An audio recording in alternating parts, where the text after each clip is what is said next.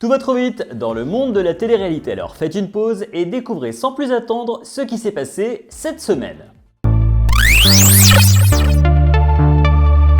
Au sommaire de votre récap télé-réalité, Manon Marceau défigurée par la chirurgie esthétique, l'épouse de Julien Tanti contrainte de faire une mise au point. La JLC Family dans la tourmente, le père de Laurent sort enfin de prison après 5 ans d'enfermement. Jazz envisage de quitter Dubaï, toutes nos révélations. Rebondissement dans l'affaire des anges, les avocats de Ricardo et du maire de Saint-André de la Réunion se font la guerre. Interview et révélations exclusives. Madi Bourchaga, influenceuse ou arnaqueuse. La belle blonde encourt jusqu'à 1 million d'euros d'amende et 7 années de prison pour un placement de produits frauduleux. Scandale dans Les Princes de l'amour. Un policier fait le buzz sur W9 et nargue sa hiérarchie.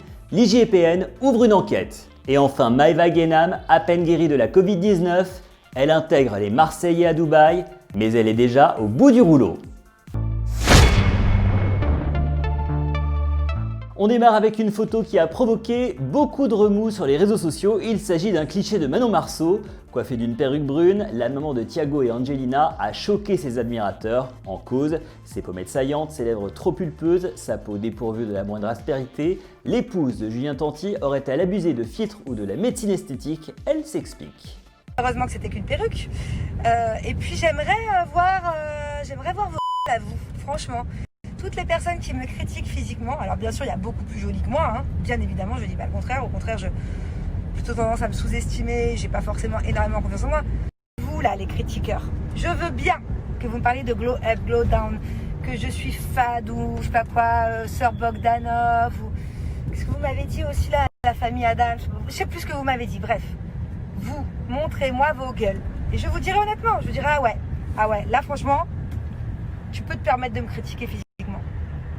Mais ça m'étonnerait que 100% des gens qui se permettent de faire ce genre d'article ou ce genre de réflexion puissent se permettre de critiquer physiquement. Envoyez-moi vos corps et votre Vous oubliez que j'ai 31 ans et que j'ai eu 2 enfants. Donc, faites la comparaison entre vous et moi. Pas une semaine ne passe sans que la JLC Family ne fasse parler d'elle. Cette semaine, Laurent a quitté les Émirats Arabes Unis direction le Portugal où il avait rendez-vous avec son père puisqu'il ne l'avait pas vu depuis 5 longues années. Alors pourquoi? Parce que ce dernier purgeait une peine de prison, un sujet sensible qu'il a pourtant largement documenté sur les réseaux sociaux. Regardez. Toujours en mode avion, comme vous avez pu le voir, je ne vous ai pas encore expliqué, mais comme vous avez pu vous en douter sur les réseaux, il y en a certains qui ont deviné par rapport à Jazz, tout ça, que j'ai récupéré mon père. Donc voilà, comme on dit, libérable, donc ça fait super plaisir, amis, vous pouvez même pas imaginer à quel point je vous fais. De toute façon, je vous ferai une longue story où je vous explique tout, mais je suis super content. Et pour Jazz, ce n'est toujours pas la grande forme. Alors que tous les candidats de télé-réalité s'installent les uns après les autres à Dubaï, pour la maman de Chelsea et Kainden, il est temps de fuir les Émirats Arabes Unis. Lors d'une session de questions-réponses avec ses followers, l'héroïne de la JLC Family a fait une surprenante confidence. À la question « Que penses-tu de toutes ces stars de télé-réalité qui viennent s'installer à Dubaï ?» Jazz a répondu « Je leur souhaite le meilleur dans ce beau pays, mais pour notre part, nous allons peut-être partir vers de nouveaux horizons. » La semaine dernière, les candidats et la production de l'émission Les Vacances des Anges n'avaient d'autre choix que de quitter l'île de la Réunion en catastrophe à la suite d'une très violente bagarre survenue à l'hôtel Créolia Saint-Denis La Réunion. Ricardo était alors désigné comme responsable de cet incident, mais de nouveaux éléments rebattent entièrement les cartes. Star Mag s'est entretenu en exclusivité avec Maître Payen, l'avocat de Ricardo. Ce dernier donne une toute autre version des faits. Écoutez. Ceci, je vous rappelle par politesse. Vous me confirmez que vous êtes toujours le conseil de Monsieur Pinto ? Oui, tout à fait. Ouais. D'accord. Si vous avez vu les vidéos qui ont circulé depuis hier, où on voit un individu avec une chemise bleue que vous aurez peut-être identifié, qui vient porter avec une extrême violence des coups de poing, des coups de pied à monsieur Pinto, qui s'effondre et qui se fait littéralement défoncer. Est-ce que vous avez des résultats d'analyse toxicologique ? Vous le saurez bientôt. Est-ce que vous avez récupéré des images de vidéosurveillance ? Je vous en dirai pas plus. Un témoignage confirmé par Néouda, autre candidate de l'émission présente sur les lieux et au moment des violences, elle aussi accable le maire de Saint-André de la Réunion et son fils Benjamin. Alors, dans les vidéos, à un moment donné, évidemment, vous apercevez Ricardo bouger. Il n'est pas resté comme ça, en fait. Il a tout fait pour se défendre face à 5 personnes. L'agression vient du fils du maire. Dans le clan Bédier, on joue aussi la carte de l'intimidation. Star Mag s'est entretenu en exclusivité avec Maître Robin Bassard, l'avocat du maire de Saint-André de la Réunion. C'est pareil. Nicolas Toudet, rédacteur en chef pour Star Mag. J'ai cherché à vous joindre pendant plusieurs jours, vous avez eu peut-être mes messages.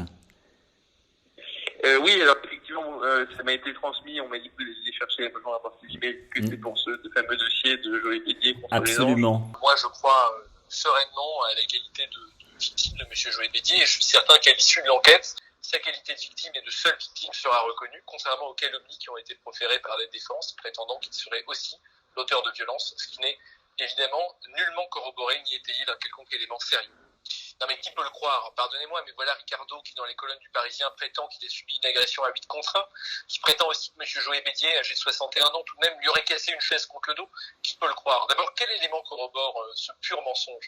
Et si jamais Ricardo venait à réitérer ses propos dans le cadre d'une enceinte judiciaire ou dans le cadre d'une plainte, soyez certain que Joël Bédier déposera plainte pour dénonciation calomnieuse. Et vous réfutez totalement ces propos. C'est un peu plus nuancé. Nous, on dit que le fils de Joël Bédier s'est débattu, qu'il s'est défendu, et que ça s'inscrivait dans le cadre d'une légitime défense, et qu'il n'a aucunement porté le premier coup, comme c'est allégué de l'autre côté. Bah écoutez, merci de m'avoir répondu. Avec plaisir. Bonne journée. Au revoir. Nul ne sait quand l'affaire sera étudiée par le parquet de Saint-Denis de la Réunion. Pour ce qui est du tournage de la prochaine saison des Vacances des Anges, selon nos informations, la production pourrait reprendre au mois de février en République dominicaine, mais sans Ricardo et Neouda qui n'ont plus les faveurs d'Énergie 12. Affaire à suivre. Il y a les influenceuses très douées en placement de produits et il y a les autres. La chérie de Benjamin Sama vend des faux livres de grandes marques sur les réseaux sociaux à des prix exorbitants. Gros balèze ou fou rire, à vous de voir. J'ai encore reçu des messages de personnes qui me redemandent le code promo pour les fake books. Les quoi? Les fake books. Attends, je comprends pas, là tu fais la promo pour des faux livres? Ce sont des livres qui reprennent toutes les plus grandes marques. Ouais, mais à quoi ça sert? Qui vous permettent vraiment de décorer votre intérieur. Ah non, ça permet juste de montrer que tu sais pas lire. Pour mettre dans un dressing. Ok, toi tu mets tes livres dans un dressing. Non, bah, j'imagine qu'à ce rythme-là, tu mets tes chaussures dans le frigo et tes jeux PlayStation dans le lave-vaisselle. Bibliothèque.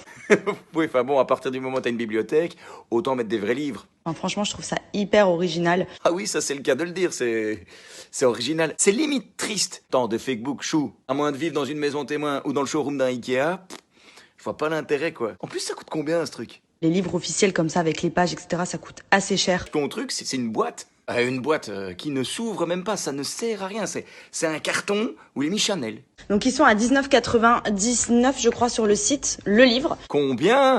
Si ce pastiche fait beaucoup marrer les internautes, pour Madi, cette vente de produits contrefaits risque de lui coûter très cher, très cher, jusqu'à 1 million d'euros et 7 années de prison, comme nous le confirme Maître Roland Pérez. Écoutez. La personne qui se rend coupable de tels actes encourt les foudres du code pénal et du code civil. Le code pénal, parce que nous sommes sur la loi sur la contrefaçon, donc la reproduction illicite d'une marque, d'un nom qui a été déposé. Cette usurpation de nom, cette utilisation frauduleuse du nom, fait que la personne peut encourir une peine pouvant aller jusqu'à de 3 à 7 années de prison. Et les sommes qui peuvent être également allouées vont de 75 000 euros à 1 500 000 euros. D'un point de vue civil aussi, elle encourt également le risque de se voir confisquer et détruire l'ensemble de ses produits, avec des interdictions sous astreinte de toute poursuite de tels actes. Tout cela tombe sous le coup de la loi, elle ne pourra même pas exciper d'une quelconque fois, dans la mesure où elle sait bien qu'elle utilise des marques notoires, même encore une fois détournées, donc elle prend de très gros risques. Rappelons que ce n'est pas la première fois que Madi fait les gros titres pour ce type d'arnaque sur les réseaux sociaux. Fin 2020, la fondation Brigitte Bardot avait dénoncé un faux partenariat qu'elle n'avait jamais sollicité avec la jeune femme. Et plus récemment, c'est la marque de maquillage de Madi qui avait été mise en cause par Gaël Garça Diaz pour sa qualité très médiocre. C'est une affaire qui n'amuse plus du tout la préfecture de police de Paris. Un fonctionnaire du commissariat du 16e arrondissement de Paris s'affiche au casting des Princes de l'amour sur W9. Il s'appelle Zoubir, il a 25 ans, c'est le prétendant de Sarah et il a profité d'un arrêt maladie pour jouer de ses charmes l'été dernier à Saint-Tropez. Problème, il n'en a pas informé son administration et pendant la diffusion, il s'amuse à narguer sa hiérarchie avec des vidéos sur les réseaux sociaux. Regardez.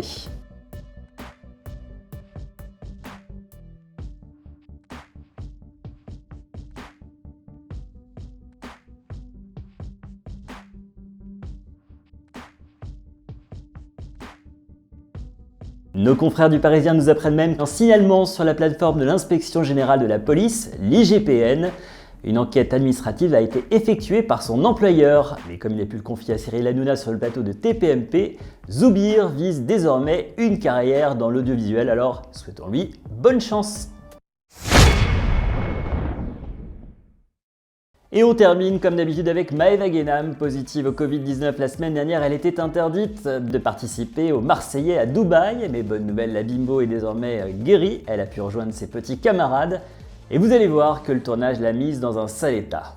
Hier soir, je vous jure que ça n'a jamais été autant le carnage qu'hier. Jamais de toutes mes aventures, la tête de mes 4 neveux, c'était... J'en peux plus. J'ai plus de voix. J'ai plus de voix. Ça part dans tous les sens. Dans tous les sens. Bref, vous manquez trop. Voilà, c'est tout pour aujourd'hui. On se retrouve très vite sur Star Mag avec un nouveau récap pour faire le point sur toute l'actualité brûlante de vos stars préférées. À très vite. Ciao, bye.